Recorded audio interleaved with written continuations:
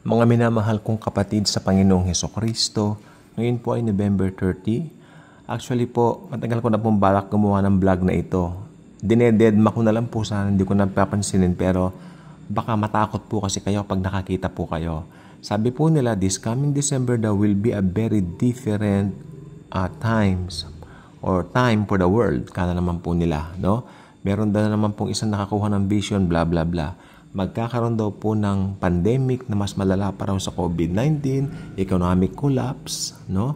Magkakaroon daw ng mga earthquakes, kung ano-ano. Tapos may isa po akong narinig kanina, actually sister in Christ po siya, at sabi niya nakakita raw po siya ng mga parang shortage, mga kung ano-ano, mga vision.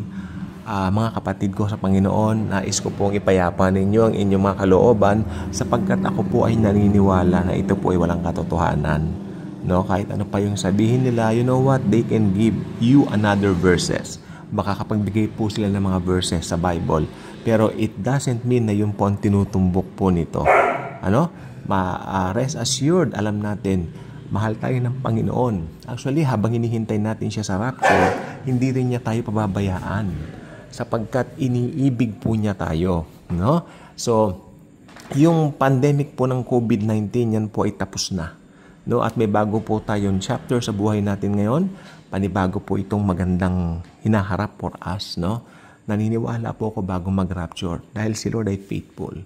O kahit ano man ang mangyari sa mundo, hindi tayo matatakot at magugulumihanan. Because Jesus is the center of our lives.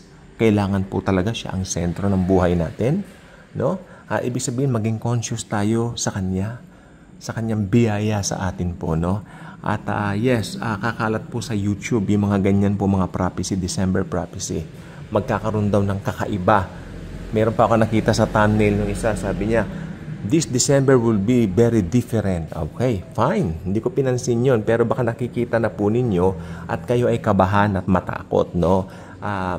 We're not living in the spirit of fear because yung spirit ng Lord nagpapalaya po ng fear. Nagpapalaya sa takot, no? Fear not, sabi ng Lord, I am with you always, even to the end of the world. Okay? So, ang susunod po na hinihintay natin talaga, rapture of the church. Hindi po kung ano-ano mga prophecy pong ganyan. At ang nakakatawa po nito na naman, isang tao na naman ang nag-prophecy nito.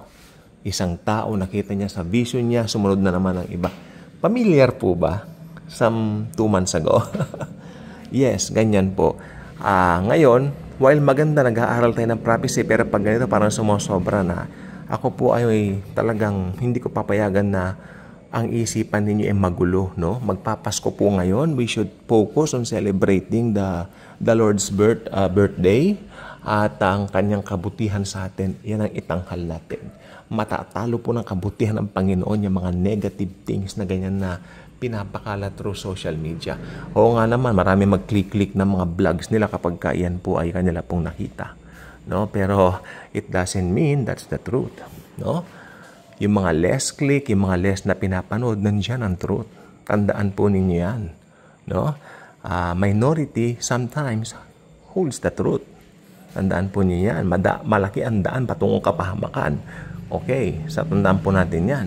So tayo po ngayon ay dapat maging maligaya, no? Ako po nagsasabi na po sa inyo, marami pong nagbago sa mundo. Pero hindi ko sinasabi December 2025. Yung prophecy ganyan, bago na naman po yan, no? So, hindi po ako naniniwala diyan. Ngayon pa lang po sasabihin ko, I don't believe it.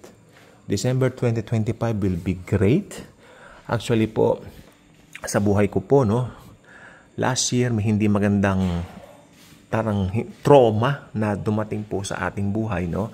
Na ngayon tapos na po at alam ninyo na magnify ang kabutihan ng Lord, and the Lord promised me deep within my heart this year will be a great year.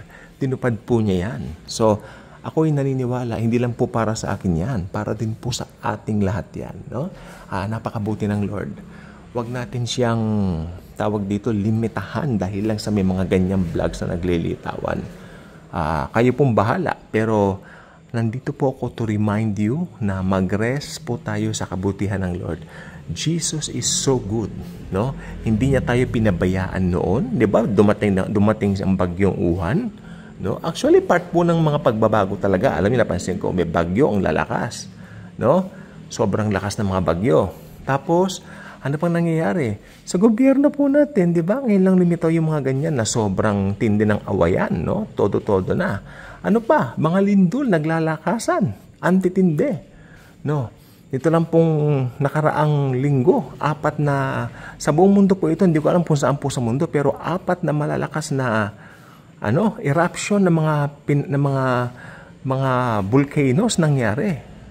So marami pa pong iba. Tapos sabihin na naman nila ngayon may bagong plague.